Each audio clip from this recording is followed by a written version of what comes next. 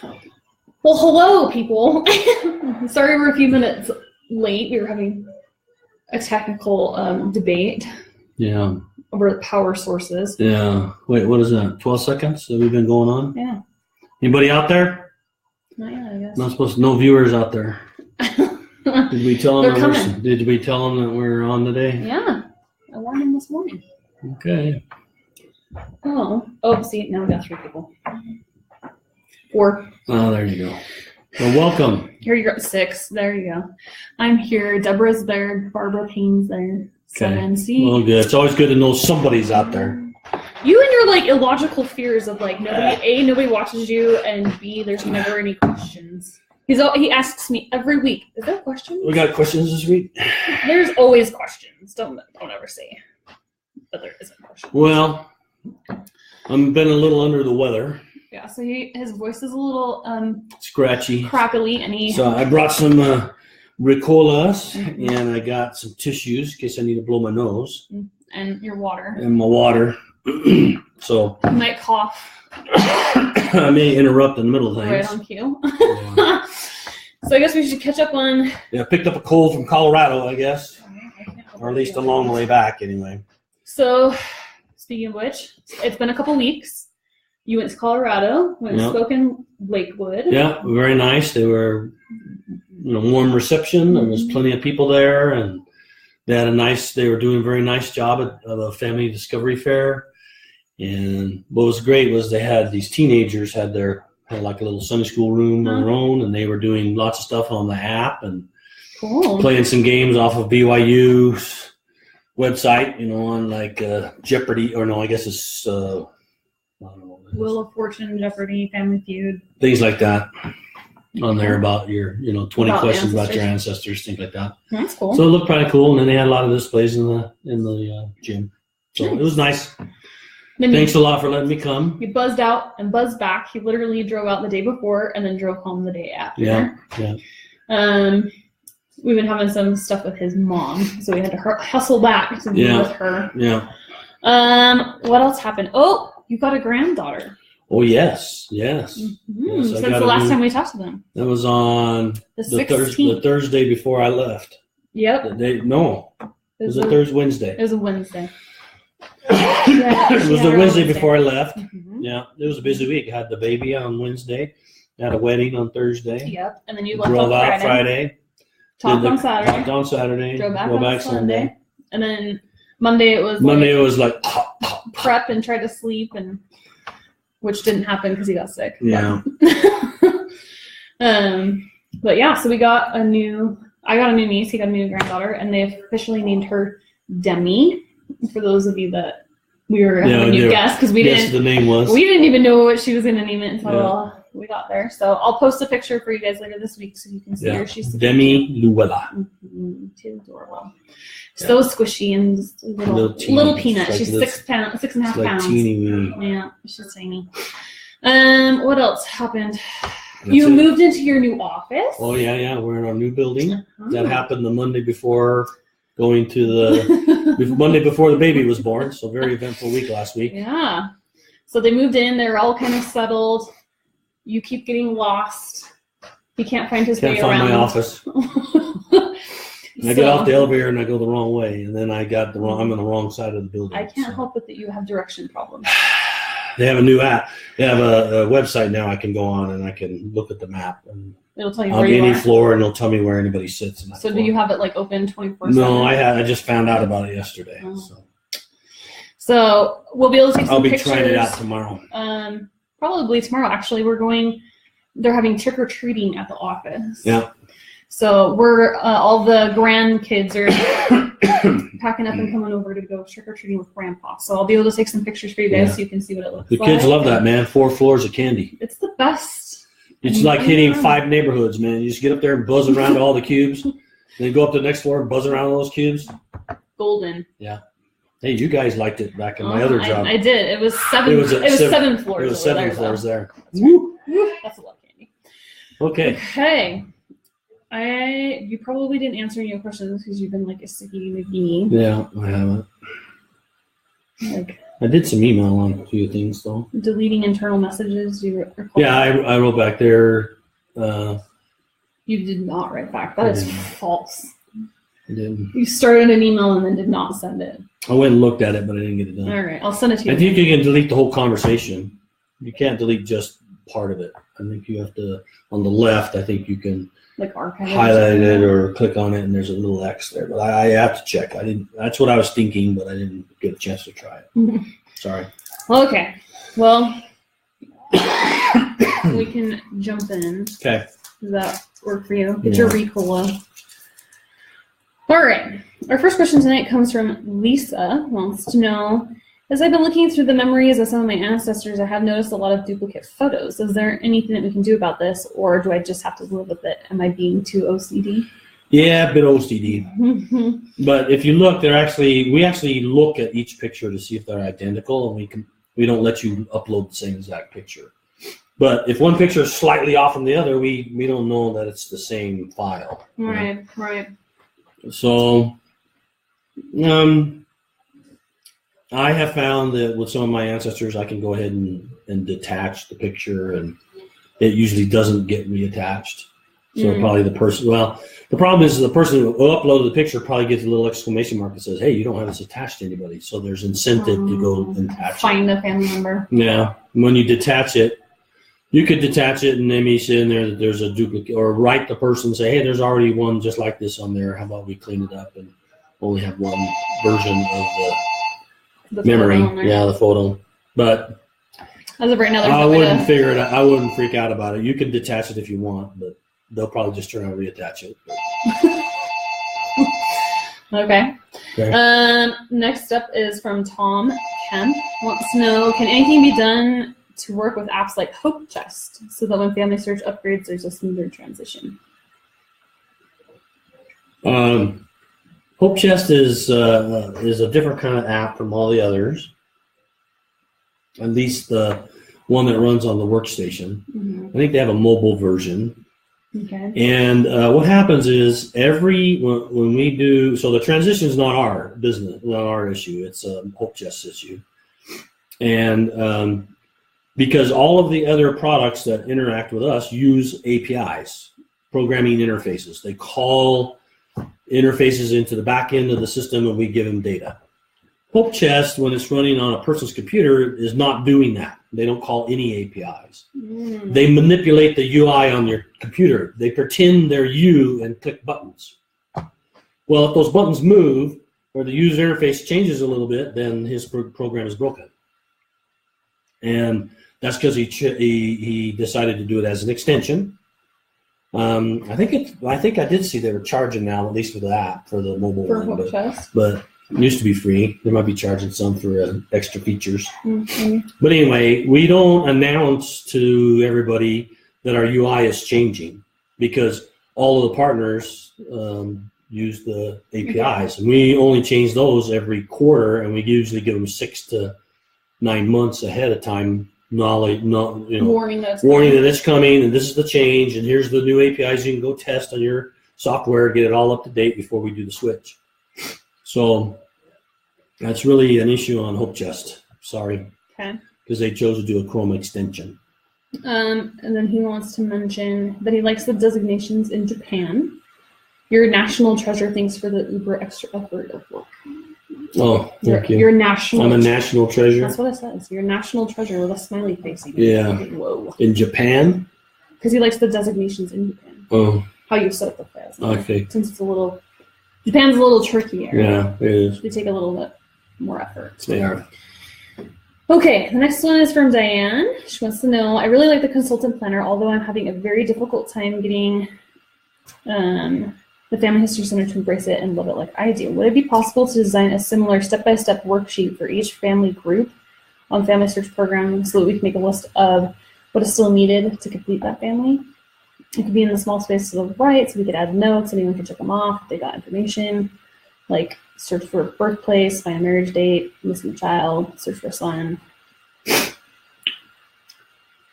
And she wants that in a consultant planner? Mm-hmm.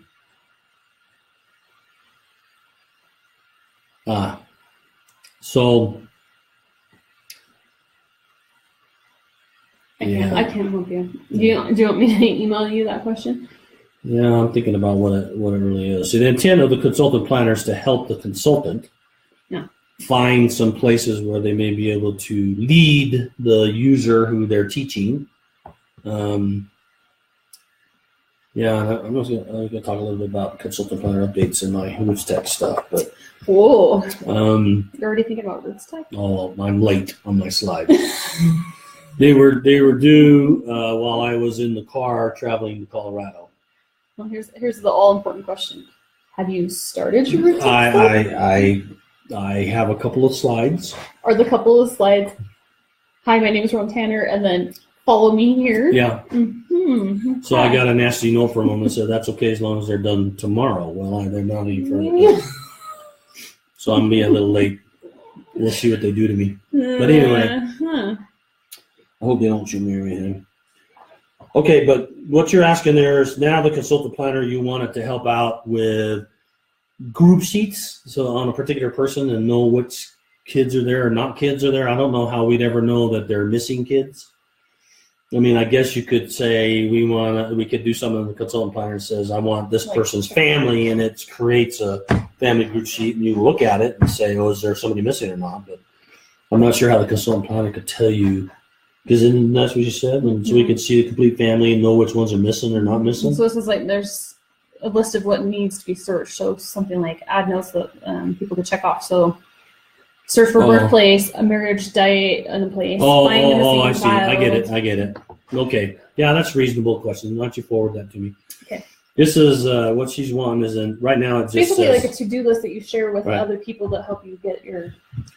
Well, we're wanting to expand the to-do. I've been working with the team on the homepage to say I gave them a list of 5 or 6, 7 features that we want for the to-do list. Mm-hmm.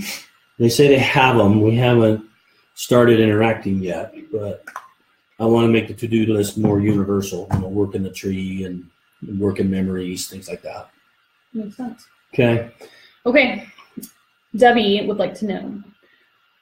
Oh, she has 3 questions. So the first one is, what is the difference between date reserved and date modified on the template page? All right. So date reserved is when, of course, the reservation was first initially put on your reservation list, either by reserving it or someone sharing it to you and then you accepted it, any of those ways. That's reserved date. The modified date means that something has happened to the reservation. You printed it or you completed an ordinance on it or something like that. That's the date the reservation had an activity, the last activity. Okay. So that's the difference between the two. Most people look at the reserve date so that they can see whether or not they're getting close to that 2-year expiration deal. Mm-hmm. And we've been doing that by hand manually. We're working on an automated system that will actually tell you when those reservations are going to expire. Okay. So that'll make it easy. And then we'll warn you a little bit ahead of time to tell you got some that are getting ready to expire. But that's the meaning of those two, right? Reserved date and modified date. Okay. She wants to know, on the temple page, is the date reserved going to change as the ordinances are completed? So, for example, if you reserved it on September 19th and you did a baptism and confirmation October 3rd, does the date reserved stay September 19th or does it change to October 3rd? Yeah, I think that said that in the last one. So the reserve date never changes unless you unreserve and re-reserve. Okay. It's the modified date that changes whenever ordinances are done on it. Okay. And then she wants to know, on the person page under family members, what is the difference when adding a spouse using add spouse at the top of the box or using add or find a spouse inside of the box? Outside the box. On top of the box or inside of the box. I think she's saying when you pop up a person. It's what it does. It's what it does. So so what she's talking about, I better draw with that probably. Oh dear. There's and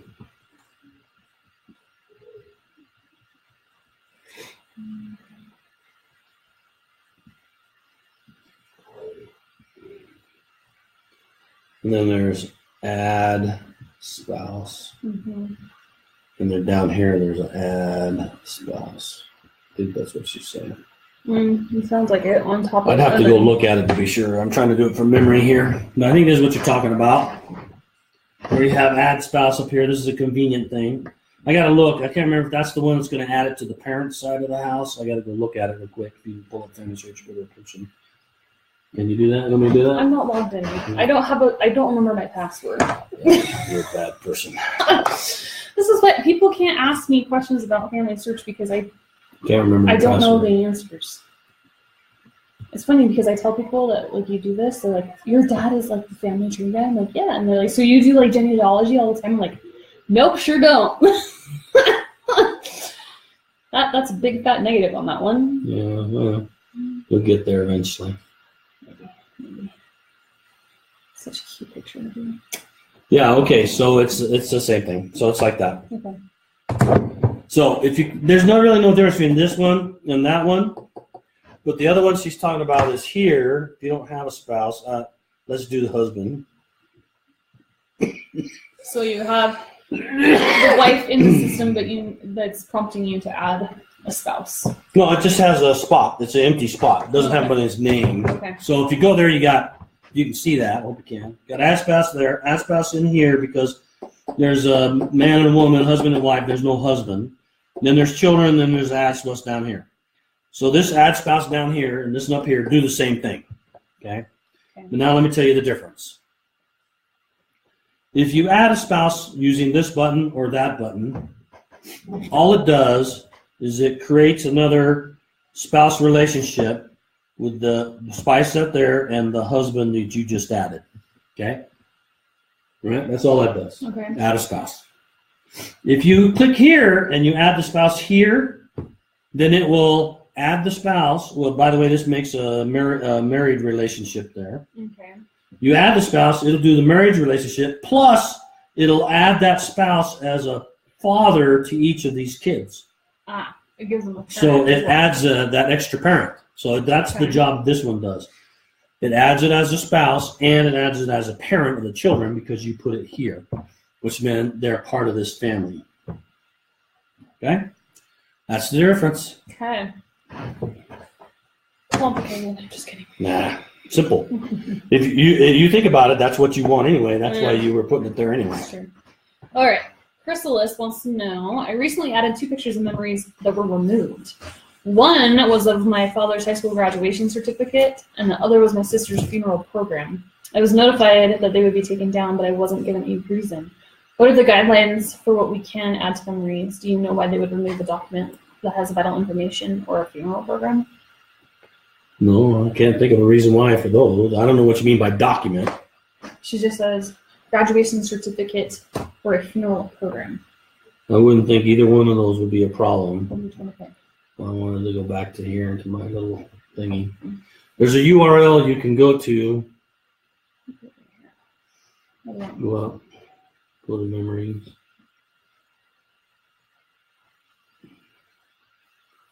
Go to... I never can find this stupid thing. That's why nobody else can find it. Well, that sounds like a problem. Yeah. Let's see if I can see it on the side map. See something in there. That's bad. Wah, wah. Okay, what they should have done, well, you said they were going to be removed, so they should have been marked restricted. And then they should have give you a URL to go look at stuff. Where is it here? Upload guideline and It's gonna be uploaded. all right, so there's a page. We'll post it on the Facebook, the URL, and in that document it tells you what qualifies, what doesn't qualify, what can cause it to be rejected from memories. I'll let you type from there. I'm gonna go back to that page. I'm not sure what the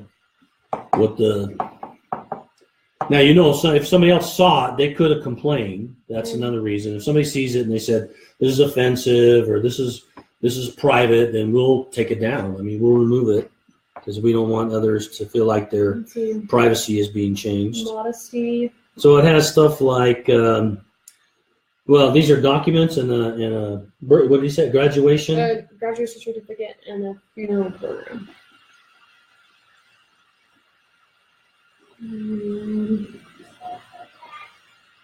Well, I don't know if I see anything I would expect to be there. It just says no immodesty, appropriate clothing, no sacred religious content, cross-dressing, links to outside websites, so no URLs in it. If you had URLs in there, that might have done it. You could blot them out in your copy. Obscene words, body shots without a head or face, images, people kissing on the mouth, product or website endorsements that had commercials in it, or go to this funeral home or whatever. That would qualify. Illegal acts, drugs, vulgarity, expression of hatred, violence, promotion of racism, promotion of current products, causes, or charities, commercial content. So it's probably one of those, is my guess. You can always call support and find out why, and they can go look and see why it wouldn't qualify. But we'll put the URL on Facebook so that you can click that URL and go directly to the list of things that it has to be followed. Guidelines has to be followed with your stuff you upload. Really fast, a couple people are returning and they said, is there a copyright issue with logos and memories? So like if I was holding a Coke can and it had Coke on it, that would be a problem. Okay. So they're saying maybe like the funeral program had an artwork that was copyrighted or Could have something been. like that, or they were holding something in the photo on the program. That's right. It has an advertisement or something. Right. Now I'm trying to change the rules. I haven't been able to do that yet. I've been busy with other things, but I think old newspapers that are real old, the 1800s or the early 1900s, I think you should be able to put anything that's in the paper. I've had people that have this old paper, 1902 paper, and it has Coca-Cola on the page, and so it gets rejected. Like their old school logo. But it's like, I think that if it's old, it should be okay, but I'm still working on that one. Okay. Okay. And then the only other comment was Barbara says that she had a photo restricted on Sunday, and they received no email about it. They were just told to remove it. I mean, how did you get told to remove it if they didn't send you an email? Like maybe it was a notification in there inside of the FamilySearch. I think. Yeah, it just says restricted, and this will be removed or something. And I think it gives you a link there to the guidelines. Rob does make a funny joke. He said, "Why would Coke be a problem now that they serve it at BYU?" Yeah. You can get Coke at BYU now. Caffeinated Coke. Caffeinated Coke, because there wasn't any demand before. Right. I went to BYU, and there's plenty of demand back when I went 1,000 years ago. 1,000. Yeah, You just made yourself sound really old. I'm old. All right. Well, tell her real quick. Next But question I'm is aging from very Bob. well. Mom, Yes, sweetheart. we did a cat car, Okay. and a squeaky, You want to hold it? and a cat, Okay. and a favorite. Tell her say we're going to take a bath. You gonna go Oh, take go a bath? take your bath. Go take your bath and then come back and see me. Mama, Okay, I'll be there in just a minute. Sorry, guys. All right, next question is from Bob, who wants to know, when I sign out of the tree and come back later and sign back in, the landscape category doesn't default to me. It directs to the last person that I was on the home page with when I signed out. I don't remember it working that way in the past. Has it always been this way, or is that new? It's new. We're redesigning the whole tree interface, and we're upgrading it, not changing a bunch of stuff. We changed some stuff. If you remember, the little down arrows next to people and tree are gone. It's now recents. Mm-hmm. And we're doing that actually to speed up the client. What's happening is, and then we're remembering the last URL you went to. Okay. So that when you log in, assuming that you want to continue on where you left off. So that's why that's new. Okay. It only works in the landscape view right now, but the team is working hard to change each of the different views in the system and upgrade each of the pages. And we're doing it mostly for speed, because we were grabbing a lot of data in the past, and now we're changing it. The URLs are going to change on the top. So if you have some URLs that you had stocked away in your bookmarks, they should get redirected fine, but there may be occasions when they won't work, and you'll have to do it by hand and redo your bookmark. But the intent is to speed up the system, because we won't download as much data as we did before. Because we used to download all the pedigree plus all the people, or at least you in the pedigree at the same time. And it was really huge, like 3 megabytes of data. That's a lot. And that's a lot, especially if you have a slower network. So we've changed it now. The landscape only downloads exactly what it needs. And when you click the person, then it only downloads what that needs. And we had to separate the pages, and that's what it did. We added that feature there. All right. Linda wants to know, in the catalog, I see the new little key on the top of the camera icon indicating that a digital version has some restriction. Right. When I click on the camera, it says that I need to view it at a family history center or an affiliate. However, if I click under the notes, the to view click here, it loads up and goes right to the viewable version. Someone pointed this out to me today at a family history center, and we find it confusing. Is it because we are all yes and clicking here part doesn't show up if you're not? No, were they at a family history center? No, she said she went, so she was clicking, and she said if you click in the notes, there's a link in there that says to view whatever this is. Click here, and it'll load a full. Go send me that email. Send me that in an email, please. Yes, sir. You might be, if you're doing some Texas records, if that's what you're doing, we're actually in the process of upgrading how we restrict things. Okay. And you might have run across the Texas one. The Texas one is not really restricted. We're just made it pretend like it was restricted so that we could test to see if our code is working on restricted stuff. Okay. So there could be a loophole there that you're getting through. If it's not the Texas stuff, then, well, I'm going to tell this to the engineers anyway, to say, hey, double check. If this was the Texas one, fine. If it's not, you should be catching this one as well. So thank you for pointing out the problem. All right. The intent is if they're restricted, then we don't have a license to show them except in a family history center or an affiliated library. So, which we've talked about in the past, where other third-party sites own the information and they're selling it to the library. Right. And so we don't want to violate those licenses, otherwise they'll quit allowing us to show them in family history centers. Right. And they'll take away our they won't let us show indexes either if they get mad. Which you don't want to do. Nope. So. Okay, in consultant planner under accepted/invited is a list of those that you are helping. Sorry, this is Linda, by the way. The dates after each name have now turned to 2018. Does this mean that my access expires on that date? I believe so. Okay. I'll go double check what that one is, but you have, if they've granted permission, so you said send an email to them, and they've approved it, you get 1 year that you get to have access to. So I think they're telling you when it's going to drop off your list. And the person can renew it, I'm assuming? Yeah, you can send them another email and they can accept it, and then it gets another year. Okay. Barbara wants to know. And that's a security thing, so that somebody doesn't forget that you're in their accounts and messing with their trees and stuff. No, that can be a problem. All right, Barbara wants to know, 3 of my grandkids are going to go do baptisms of the dead. They want to find their own family file names to do their own searching and adding, not sharing names from them. So like they actually want to find them, I guess, in the tree. Okay. She found an article. She gave us a link, and it's confusing. It looks like the child has to make a new ID for each of their parents and for each of their grandparents. Is this true? Is there an easier or better way for them to link up to our family tree? Depends on whether these parents and grandparents are alive or dead. Okay, then they shouldn't have, if these children are members of the church and they enter in the membership record number when they registered the very first time, then we create their tree for them automatically when they log in. Right. And we have talked about, there was a post that I did this last week about how you can add a membership record number if you signed up for it and you didn't have it. How you can add it in and have it populated. So a lot of young kids, they get too excited. I don't know.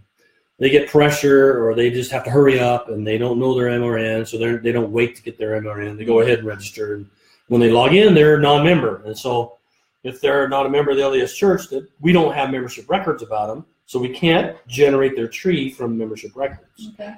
So because they're a public user, they only see themselves. right? Because that's all we know about the public person, and they have to manually enter in their parents and their grandparents. So maybe check, Barbara, and see if your grandkids. So if these grandkids do not already have their parents, who if they're alive, or grandparents if they're alive, then that means they registered without putting in a membership record number.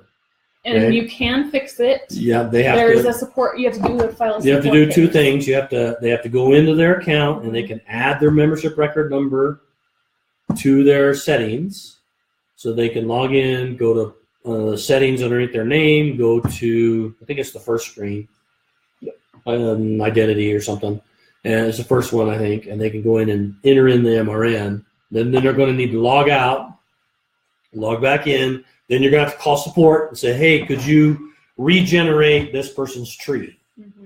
And what it'll do is it'll go recreate their tree from membership records. Now, if they've already typed in their parents and their grandparents, then they're going to have multiple parents and multiple grandparents. They'll have to merge them. We're not allowing merge right now, so they can delete their copy they typed in, and then it'll be all hooked together. If they don't want to do that, they can enter in their MRN, and then, yes, they'll have to manually add their living parents and manually add their living grandparents, and then connect those to the deceased. Okay. That's what's important. Please, consultants and those others that are helping, it's important to make sure that everybody who's a member enters their MRN when they first register. Mm-hmm. Okay. And they can see that if they have a mobile device, they can see it on LDS Tools. They can look and see their membership number right there. Mm-hmm. And then just put it in. So. This one's from TM Curran. It says, greetings, Ron. On FamilySearch, is there a way to download their tree into one of those GEDCOM files, like save it offline and or into a software program? Yeah, we don't provide a tool that allows you to exports GEDCOMs. However, we have several partners who have software that does that and is free. The major ones are like Roots Magic, Ancestral Quest, Legacy. There's some Mac versions. The Magic Key is another one. Mm-hmm. All of these have Mac versions. All of them have Windows versions, and all of them can talk to Family Tree. Okay. And what I recommend is just go to FamilySearch.org/apps, APPS, mm-hmm. and look around in there. I recommend downloading them all and trying them, see which one you like. And then that thing can download, most of them can download a lot of generations. I think you get to pick how many generations up and how many generations down you want. If you get big numbers, be prepared to wait a while because it'll take a lot of information. It's a lot of information to download. But that's what we tell. We have partners that do that, so we don't provide a utility that does that. Okay. Stephanie wants to know, hello, Ron. I see a lot of different groups on Facebook that people can add pictures, documents, and other family genealogy stuff that they've found at yard sales and other places to try and find families to give them to. I myself have Ancestry and FamilySearch for the family, have searched Ancestry and FamilySearch for the family of a box of pictures that we found at a yard sale, mailed them so that they could have the pictures in there for their family members. Very nice. Would FamilySearch be willing to make a place where lost and found genealogy items could be added? And then she says, thanks for all your help. Yeah, that's a good idea. All the memories, all the photos and things that people uploaded are visible to anybody mm-hmm. who comes to the site. Mm-hmm. But we haven't really got a place where we said, hey, these are pictures that we don't know anything about them. Help us find our family. Or yeah, so send that to me and we'll put it on our list as something to consider. Sort of a general community Dropbox place where people can say, I don't know who these people are. I just found the pictures, and if they're your ancestor, then you're welcome to them, kind of thing. Yeah. Sounds like a good idea. Yeah. And easy enough to do. I don't know about easy, but I guess yeah, it is. Okay. Not bad. Taylor wants to know, why does FamilySearch Family Tree sometimes report a data problem like missing a standardized blank date or missing a standardized blank place when the contents appear to be standardized? For example, one person's record had the date of 1880 and it said that it was missing a standardized burial date. I deleted the last 0, added it back in, and turned green was standardized. Yep.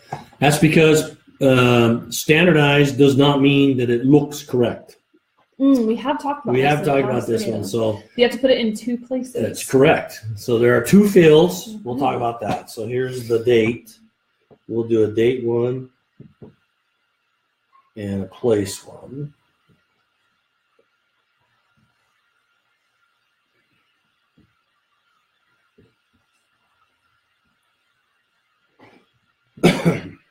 Just while he's drawing, just so you guys know, the people that are asking questions actively right now, I haven't forgotten you. I'm adding them into our sheet, so we'll get to them, All right. I promise. When you go to a conclusion, like say this one is probably like birth or death. I don't care which one you go on. This 1880 here may look just great. You know, and it could say December 1st, 1880. And it looks pretty, and it's got the month, and it's got the day, and it's got the year. That has nothing to do with whether it's standardized or not. In every one of these places, there's an extra field called the standardized field. This is what the computer thinks that date really means. It's what it recognizes. Because when you type in 1880, it knows that it's a 1, an 8, an 8, and a 0, but it doesn't know that's the year 1880. So if you look at where the error is, there's 2 ways to detect that this is the problem when it gives you that error. Okay. If you're just looking at it on the screen, so up here it says John, 1880, and Utah. If you just hover your mouse over that thing, it pops up a little window that says standardized date. Well, if you hover your mouse over the 1880 and it says no standardized date, then you know that you're missing this field right here. The computer doesn't have an interpretation of your 1880 yet. Standardized means that the computer knows what it is.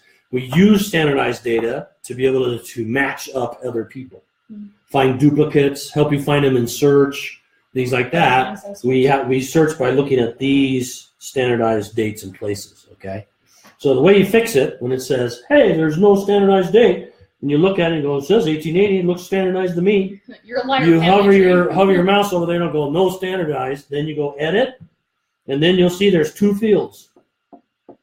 Okay. Now you said I deleted the 0 and added it back in, and it all went away. Well, if you watch this field down here, you delete it and then you added the 0. Well, we try to guess what that means, and we stick 1880 down here when we guess. Okay. And then that's why it all went good. And then you hit save, and now you got both of those fields. Right. There's another way you could have done it, and that was right here to the side of the field is a little triangle, drop down. So if I put in Utah, and it hasn't got standardized, and you click this, we'll show you a list of standardized places that the computer has matched with that entry. And you can just select it, just put your mouse on it and click on it. It'll stuff that in there, and boom, it's standardized. Then you save it, okay? And now you're going to ask, the next thing you're going to ask is, well, stupid thing, why does it make me put it in twice? Well, let me explain that. Suppose your job at FamilySearch was to find all places that have ever existed since the Garden of Eden and put them in a database. When do you think you'd be done? The first of never. First of never, right? And so there's lots of places that existed throughout time and on the planet that we don't have in our database. But we made sure that we have every country and every state, province, depends on every country. And we tried real hard to make sure we have all the countries and all the state level places. But we may not have the cities, we may not have the towns or the villages. But we wanted you to be able to enter in those towns, those villages, and those areas in this field right here, so that this field was as complete as it could be. Okay, so if I put in something like, there's a town called X, and a county Z, and a state, province of R inside of China. I'll say Japan because that's probably more common. Okay. If you enter these things inside of here, like an XYZ, XZR, I'll take one that's not Japanese. You should put in the Johnson Tanner Cemetery, located on the Johnson Tanner Farm, located in lower rural United States in, Utah, right? But this one has Japan. Or if I put Utah, see what I'm saying? I put all that data in here. The computer will say, well, the only thing I know is Utah. So it'll pick Utah down here, and that's good. That's a standardized place, okay? Okay. That makes sense? Same thing with December. If you put up here, 1880, that's easier. But places, it's really obvious. You put in all the data that you know about where, and we may only know a portion of it, like the country. Mm-hmm. We may only know Japan, because we don't know about the X, the Z, and the R. We only know Japan. We'll put a Japan down here. But that's why these have to be two different fields, because we don't want to just have Japan in here. Right? We want to very have detailed exactly where he was born or exactly where he was buried, okay? Including the cemetery and everything. Makes sense. Some people may say, this cemetery, a plot 29 at this cemetery, whatever, those aren't going to be in the database. So that's why we have two separate fields. Okay. All right, got all worked up. Woo! You got a little heated there. I have to get a drink. Get a water. Okay. Tracy wants to know. Throat felt good yesterday. It was sort of a... Well, I can't help it, but you have a messed up throat. Okay, go ahead. Okay. FamilySearch shows a little camera icon for a family member's 1950 marriage record, but when I click on it, it says that I can only see it at a family history center or an affiliated library. I've never seen this before. If FamilySearch has the image, why it isn't online? So this, I'll respond for you. Since you're having your info up. You can correct me if I'm wrong. Okay. Okay. So the reason why it would have a restriction saying you can't see it online and you have to go to a center would be that somebody else owns the photograph or the data, and they are only giving permission for it to be viewed at a family history center or their site, which takes you to like a third-party affiliate place. So we don't own, or FamilySearch doesn't own the data. They're just saying, hey, we know it exists. You can see it here. Yeah. Well, it's a licensing thing. Mm-hmm. We license records from other places that own the records. Mm-hmm. Sometimes they let us show the images and the indexes right on FamilySearch online, anywhere. And sometimes they only let us show the indexes anywhere, but the images have to be seen at a family history center. Mm-hmm. And sometimes both have to be at the family history center. It's the license agreement with the people who own the license for that. They record. own it. Okay. Well, See, I know my genealogy now. Yeah. I'm a pro. Yeah.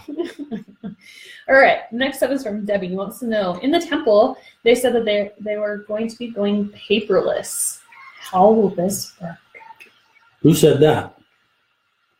Who was the person who put this It just on? says Debbie. Now, how do you know anything, Debbie? Tell me your secret.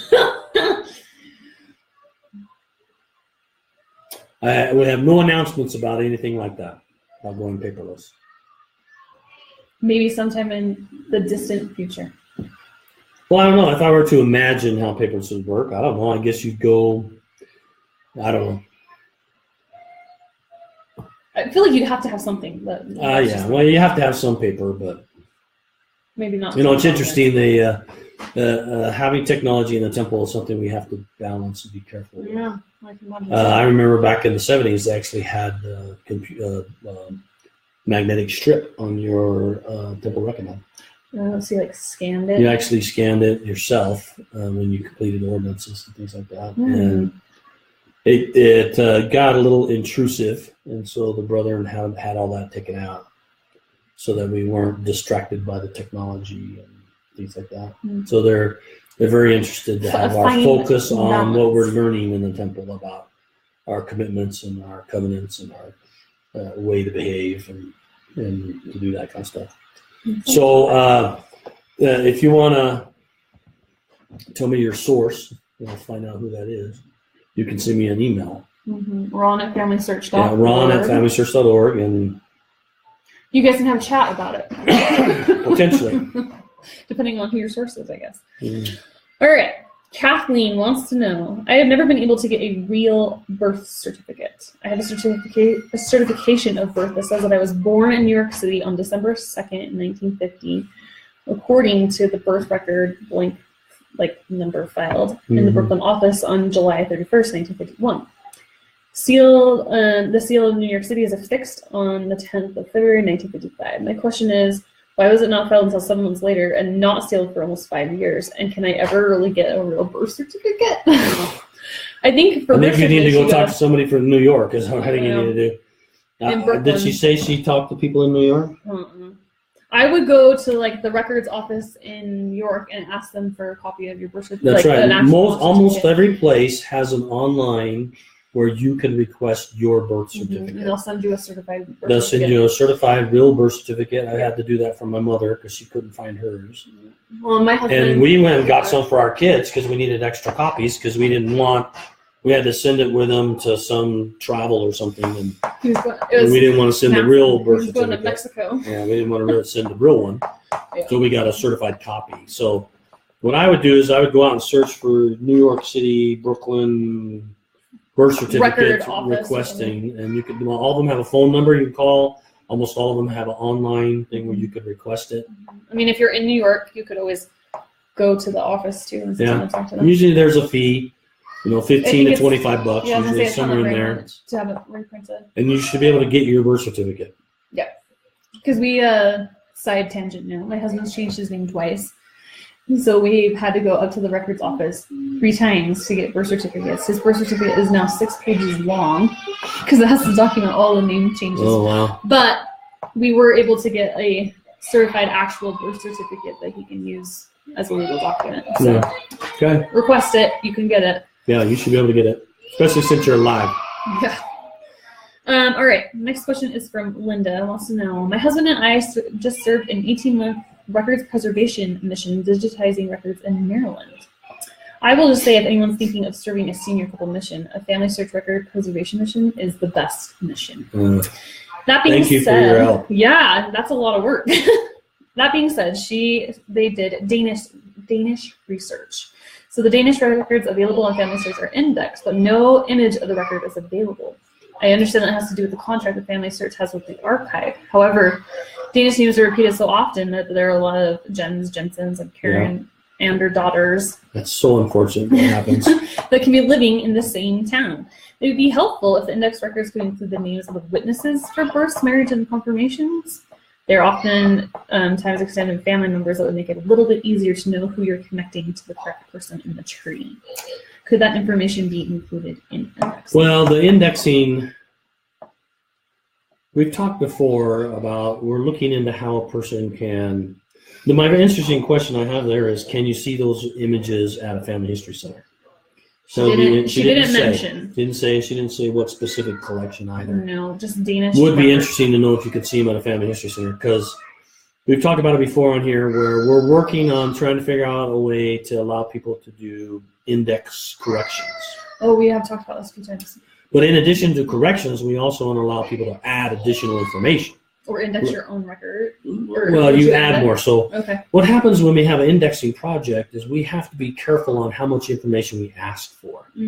Because people come in with an expectation to be able to get a batch done in half an hour, 45 minutes. Right. If we ask for 1,000 fields, they could spend days working on a single batch, and then people get frustrated and it's like, this is too hard and takes too long. I don't want to do it. So there's a balance between how long we can ask somebody to sit at a computer and do indexing for a batch for them to turn in versus getting all the data. Yeah. So we try to analyze what's the most valuable data on the page, and it usually isn't, what is it? She wants to know if it's like extended family or witnesses. Yeah, witnesses and stuff tend to be superfluous in the sense of finding vital information, right? You want names and birth dates and parents and spouses to document those family relationships.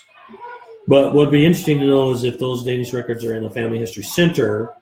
If that's true, then it's possible that users of FamilySearch, when we release features that allow you to update the indexes, you could theoretically go to a family history center, look at them, and then update the index with that data in the indexes. So, like correct. Actually, that's actually a good question whether that's going to be blocked or not. Well, could you send that to me, and then I'll go check and see if it's restricted. Are we going to be blocked from adding indexed information? Would be nice to know. Wow.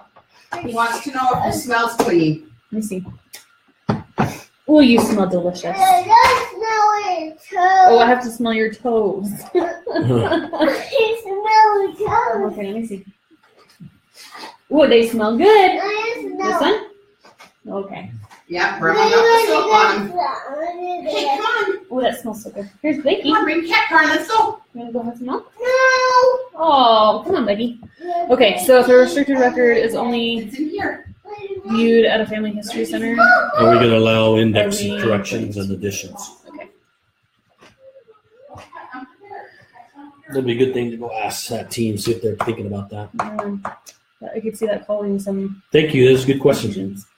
She also wants to say thanks for the live session. She always learns something new. Well, good. I'm glad that they're useful. I'll be sad when it's like, don't bother going wrong. I hope that doesn't That guy happen. knows nothing. Yeah. Yeah. All right. I'm thinking we can fit in like maybe 2 more. I don't know what time is it. It's like 8:24. Let's go. Let's try it. Okay, so the next question is from Brian. Wants to know if a user is entering something that will trigger a red data problem after it is saved. Could a dialog box pop up when the save button is clicked with warning of the bad data? That might stop the user from entering something that is going to trigger a data problem rule. They can still click through the dialog box and save the information if they really wanted. Yeah, we've thought about that. You have to. There's a delicate balance between I'm fixing this record because it's really bad versus I'm going to do something that's going to make the record bad. So since we don't know which is right, what is wrong, imagine you had somebody that had, bad births, bad deaths, bad christening, right? They're all messed up. Okay. And every time you went to change something, you went to change the birth, it says, warning, this is going to be out of whack with the death. No, okay, skip it, and let me type it in. Then you change the death, and it goes, warning, it's going to be screwed up compared to the christening and to the birth you just injured. Skip it. Okay, change that. Well, warning, it's going to mess up because now the child is older than the father.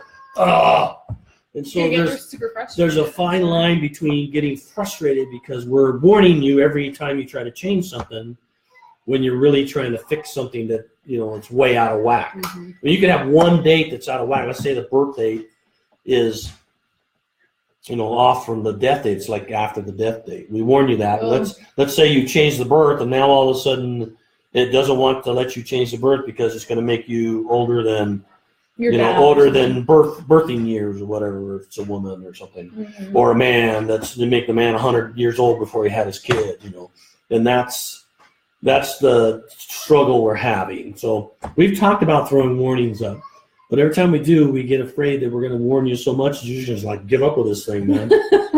I get it if there's only one date that's off and you change it and everything's great. Yeah. That sounds good, but when you get sometimes in these conditions where you have 2 or 3 dates that all need to change, then you get in this weird case. Out of whack.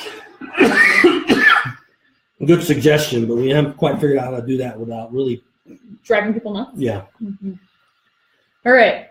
Next question is from we are thinking about warnings, but I think it's in specific spots where we like adding somebody as a parent when they're younger than the child was born, or something. Yeah. So a few of those spots may be relevant because there's only one thing you have to fix.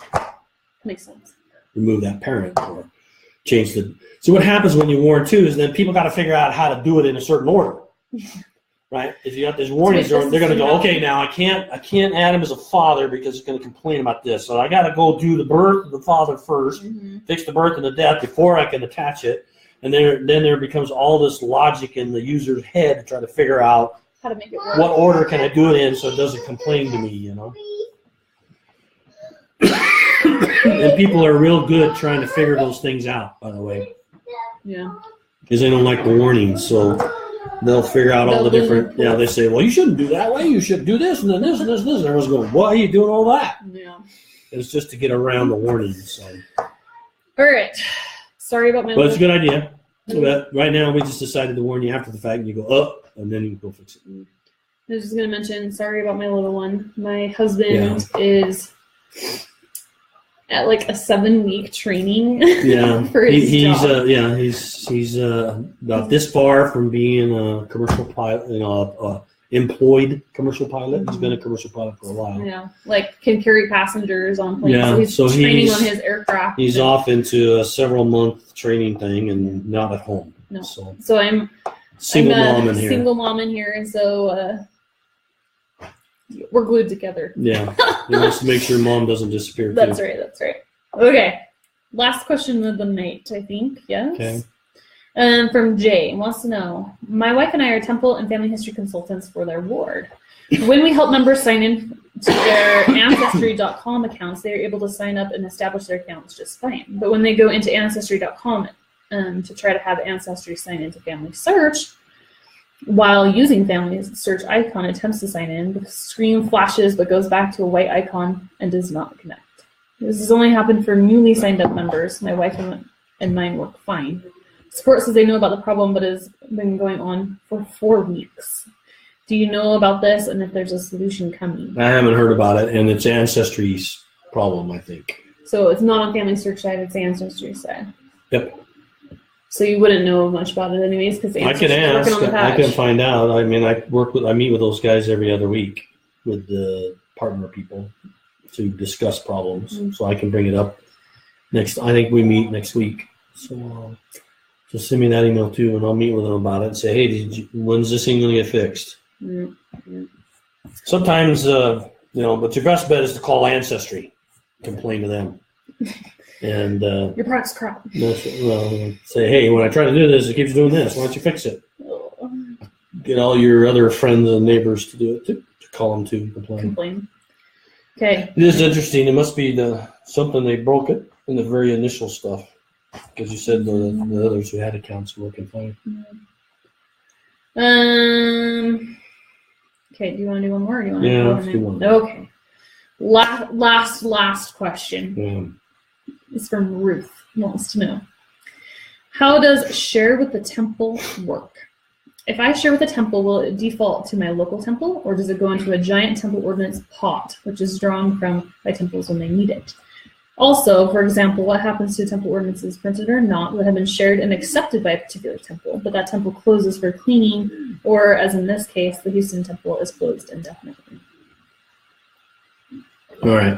So it's a twofold question. Yeah. She wants to know what happens when you share the temple. Does it default to your local one, or does it go into a giant pot? That's question number 1. Yeah. You got it. Take a big breath. I know you can't breathe through your nose. I'll tell you how it is now. We are working on some changes here to make it new and improved. Make it more fair. Yep. The way it works is when you share something to the temple, those ordinances go to your temple district. Okay. And to only your temple district, except in one case. And that is if another temple district has, let's say that you shared an endowment or something. You shared an endowment, an initiatory endowment with the temple. Okay. And let's say some other temple doesn't have, somebody wants to do an endowment and initiatory endowment, and they don't have any in their temple district that have been sent to them. Mm-hmm. Then they will go to the oldest submitted initiatory and endowment and pull that from any temple district. Okay. So anywhere in the world? Anywhere in the world. Okay. The oldest one. Okay. And they'll take that, based on the names. You know what I mean? We don't send Chinese names to English only speaking temples. What? We can, and we may start, but we don't necessarily do it right now. So to make it clear, it goes to your temple district. And so if you have a temple district that's very active family history and they all share the temple, then that could lengthen your time before yours gets done. AKA Utah. Yeah, there's a few in Utah that you wait a while. Salt Lake, Provo. And then another temple district can snatch it if they have none in their temple district of those ordinances. Okay. So you're changing it. Hold it. And then the next question was? Second part. She said, what happens if whether it's printed or not, if it's printed. shared with a particular temple, but the temple closes? Yeah, it doesn't matter when it's closed or not. Once something is printed, that means that it's been printed out to be given to somebody at the temple. You cannot use it or take it back until you can't do that at all. Once it's been printed, it's essentially gone. If it just happened to be printed, because they do a printing every day, they keep 10 days worth of stuff that they use, and they rotate through those each time. So within 10 days that the temple are open, depending on how many people need names, if they come without a name of their own, that stockpile will shrink and they'll get new refresh stockpile. And Once it's printed on a list in the temple, and it's considered printed until the temple finishes it. There are rare cases when they may release it back, but almost never. So if the temple closes, then you're going to wait for another week before it might get to you. Okay. So you mentioned what we're thinking about doing now, what we're working on, we're still finalizing the details. What we're working on is trying to do a more fair, then make it a big general pool, so that people any temple that needs one will take from the oldest submitted reservation as opposed to within their temple district. Because some people get frustrated because their friends are in a different temple district and their stuff gets done fast, and a different temple district takes forever to get done. Years. So, yeah, the intent was that the reason why it was built that way in the first place is because the expectation was if they're in your temple district, then the temple district ought to have first access to those set of names, right? Because they came from their district. Use your own names inside your own district. Right. But what we're finding is it's causing some discrepancy in the speed of when things get done. There's a log jam. Yeah, makes a log jam because you're kind of stuck over here, and then this temple needs it, and they're real fast getting theirs done because not very many people share with the temple. It's like when you ride Splash Mountain and you get to the very end and your log just smacks someone right in front of you. That's right. And you're waiting to go. So anyway, that's what's happening, and we're looking at a way to change that a little bit. Okay. I have no details on when that will happen or anything, but we're in conversations. You can let me know if you think that's good or bad. Okay. Ron at FamilySearch. I don't want that one necessarily on Facebook. Okay. All right. So you want to be done? Is your voice killing you? I can maybe do one more. You have 6 left. I can do one. My throat's starting getting pretty sore. Okay. We'll do the last one. I'm drying out, one. Man. It's right up there. Since we started a little late. Okay. From time to time, I hear, this is from Carol. I hear so many additional hints have been added to the family tree. When I'm searching a collection, I would like to know whether it has been scanned to create hints. Are such collections marked somewhere that they've been scanned? If so, how can you tell? If not, could a column be added to the list of historical record collections? We don't do it by collection. Okay. So anything that's been indexed is a candidate for being a hint. Okay. And if you do a search, if you search within a collection or you look at a collection, you see the list, and over on the right-hand side, they've added 2 icons. One is a little tree,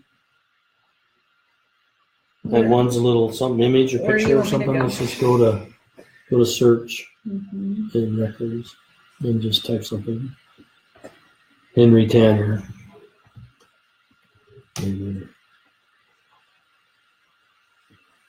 No. Okay. Sorry. So what you see over on the right in their views, you see the camera that says view image. Or another one. And then a little paper that says view the record. Okay, go back details. and put Henry Martin over there. Let's do something else. Okay, so there's 3 icons that show up on the right side that says view, under view, when you're looking at the persons inside of a collection. There's a camera, which means it has an image. There's a document with lines on it, which means it's indexed. Show me the indexes. And then there's a little tree icon.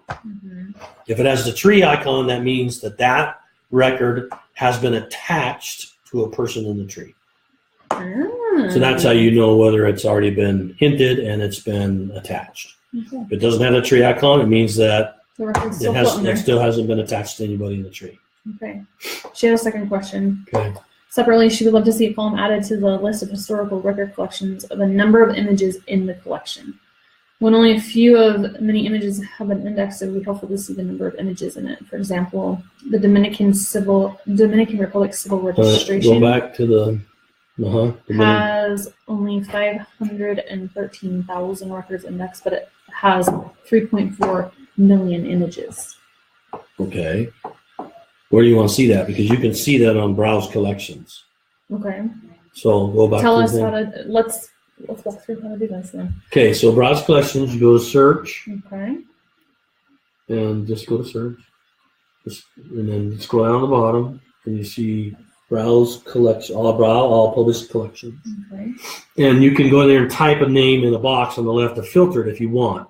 But in other words, if you look, and you can look through every collection, and it says how many records and how many. When it was last updated. Oh, okay. It doesn't have a number of images, I guess. No, but maybe. Hold on. What if we go into them? Well, she's looking at the wiki and stuff like that, I think. Mm-hmm. Okay, so if you're on, let us know. So you're expecting in the browse to be able to say records, images, and last updated. Mm-hmm. All right. So send that email to me. Okay. I'm assuming that's what you mean. I don't know if she's on right now, but if you're on later, you can tell us if that's what it means. And in the browse collections, when you see records and last updated, you want to also see the number of images. Sorry. Just having a little moment. Don't mind me. Yeah. Technical difficulties. We're good. Mm-hmm. We're good. Okay. Well, we'll let you in since your voice is like starting to go, and you have to go to a meeting tomorrow. Yeah, I got to go to work tomorrow. Not quite well, but trick or treaters are coming. That's right. Let's see. Any upcoming events that you have? Nope. The next one you have, I think, is a private event. So people can come. I got 2 private events in November or in December. So I guess the next one that everybody can attend is Roots Tech. Yeah. Be sure and sign up. It's time to sign up. The tickets are on sale. You just go to rootstech.org. Mm-hmm. It is happening February 28th through March 3rd, so the first weekend in March. We don't know when you're speaking yet, do we? What days? Okay, I think I'm speaking every day, but I'm not sure. I know that I think I'm speaking every day, not Saturday. Not the Discovery Day. So it's Wednesday, Thursday, Friday. Okay. I think they have me speaking every day because they don't have as big of rooms this year as they had last year. They're getting a little bit smaller rooms. Mm. So they're having me do the presentation 3 times so that there's plenty of opportunities for people to come. And I'm talking about the whole FamilySearch product this time, not just Family Tree. So I'm going to talk about other things, indexing and homepage and memories and mobile app, things like that. And just so you know, if people can't make it there, they've asked me to be an ambassador this year, and they allowed us last year. So I'm hoping they'll let us do it this year. Yeah, we don't know yet. I want to make sure that I might be able to live record it for those of you that aren't able to attend. But I'll find out for sure and let you guys know. But if you can make it, come. Yeah, it'd be fun to see you and interact with people that we've not on the page. Mm-hmm. The next live, we haven't picked dates yet, but then we will have 2 in November for sure. Yeah. And we'll try really hard not to make them 2 weeks apart this time, since we did that so he could have his break for his Denver conference. Right. Anything else? Any exciting things that you want to tell them about? Your birthday's coming up? No. That's next month. I'll let you guys know. Yeah. No, I got nothing else.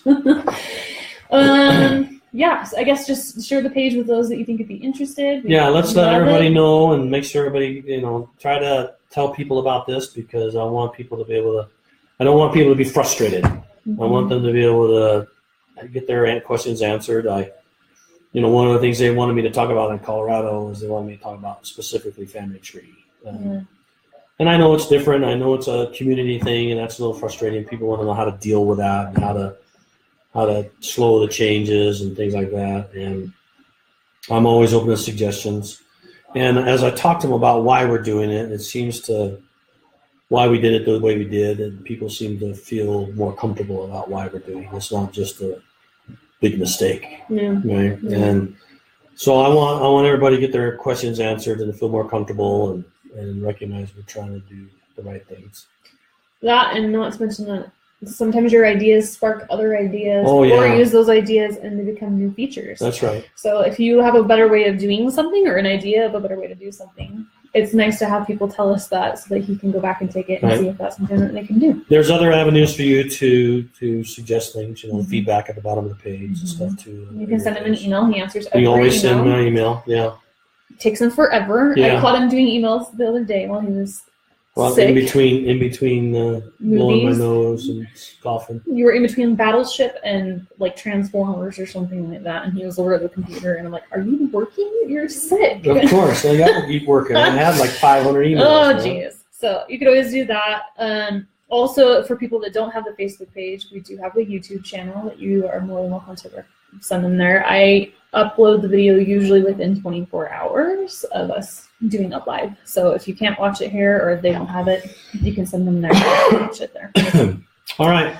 Other than that, we'll see you later. Have a happy Halloween. Yes, right. Halloween. Yeah, next Tuesday. It's tough. Are people coming on Tuesday or are they coming on Saturday? I Are they don't on know. Friday? I think we're I don't expecting know. them to come on Saturday, since that's when most kids go out. So Well, your we'll probably neighborhood get a is, straggler or two on I Tuesday. was gonna say your neighborhood's doing a trunk or treat, so they might not even come around. Well, I think they're doing it on Saturday. Though, Yeah. right? Yeah. Yeah. I don't know. Anyway, So have a happy Halloween. happy Halloween. We'll see you guys in November. Okay. Okay. See ya. Bye-bye.